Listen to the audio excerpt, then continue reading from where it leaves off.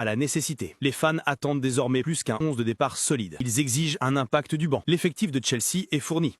La liste officielle de l'équipe du club comprend désormais plus de 20 joueurs régulièrement en rotation entre la Première Ligue, la Ligue des Champions et les matchs de coupe. Les analystes évaluent la profondeur de l'effectif à 9 sur 10 pour la campagne 2025-2026, citant les renforts au milieu terrain et les options offensives comme des éléments clés. Un joueur se démarque, Estevan Willian. Lorsqu'il entre en jeu, le tempo et le niveau de menace augmentent. Il est devenu un facteur décisif aux yeux des fans. Lors de la victoire 3-0 contre les Wolverhampton Wanderers, c'est son entrée qui a modifié le rythme et ouvert des opportunités. Parlons du joueur dont tout le monde veut que vous parliez. Estevan, il est superbe pour nous. Il est là depuis 10 ou 11 matchs et les fans l'adorent déjà. C'est un favori des fans et chaque fois qu'il touche le ballon, il y a de l'excitation. Nous n'avons pas eu de véritable superstar depuis un moment.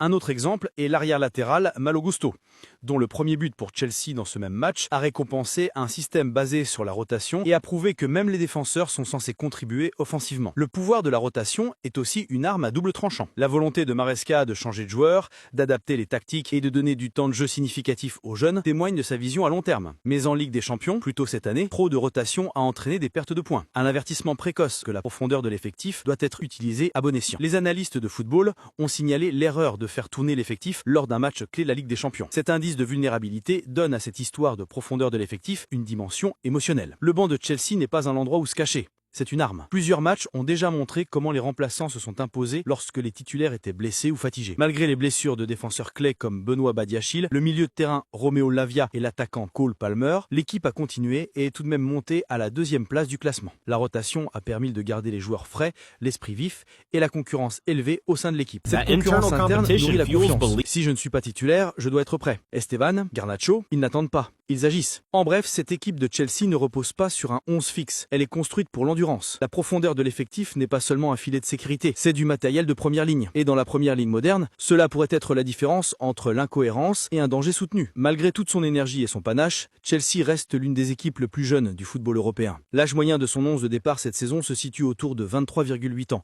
Un chiffre qui définit à la fois leur brio et leur imprévisibilité. La jeunesse accompagne de bravoure, la volonté de presser, de prendre des risques, de jouer avec intensité. Mais elle apporte aussi de l'incohérence. Chelsea peut paraître inarrêtable une semaine et incertain de la suivante. Ils apprennent encore à contrôler un match, à garder le calme lorsque le plan initial ne fonctionne pas, et à gérer la pression qui accompagne les attentes. Cette courbe d'apprentissage a été visible lors de matchs clés de cette saison, notamment contre des équipes défensives compactes. Parfois, ils dominent la possession, enregistrent plus de 65% du ballon, créent des occasions avec de l'amplitude et du mouvement, mais ne parviennent pas à convertir leur domination précoce en but. Ces moments révèlent un manque de patience, le genre que seule l'expérience t'enseigne. Mais la confiance de Maresca en ces jeunes joueurs n'a jamais failli. Alejandro Garnacho, Joao Pedro, Estevan, Enzo, Marc Guiu et Caicedo ont tous pris des responsabilités. Les 2 passes décisives de Garnacho lors de la victoire 3-0 contre les Wolves ont montré une maturité au-delà de ses 21 ans, tandis que les récupérations de ballons de Caicedo et ses duels réussis le placent parmi les 5 meilleurs milieux de terrain de la Ligue statistiquement cette saison. Leur croissance montre que la jeunesse ne freine pas Chelsea, elle le pousse vers l'avant. Pourtant, il y a des rappels de ce qui manque, des erreurs en fin de match, des passes mal ajustées dans la construction du jeu et des décisions émotionnelles dans les grands moments. Rappel aux fans que cette équipe est encore en construction.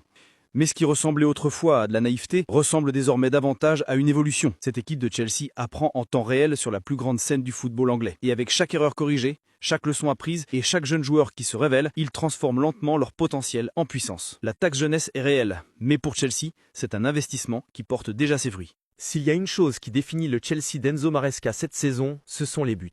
Beaucoup de buts. Après 11 matchs de championnat, Chelsea a marqué 21 buts, le plus grand nombre en Première Ligue, soit une moyenne de 1,5.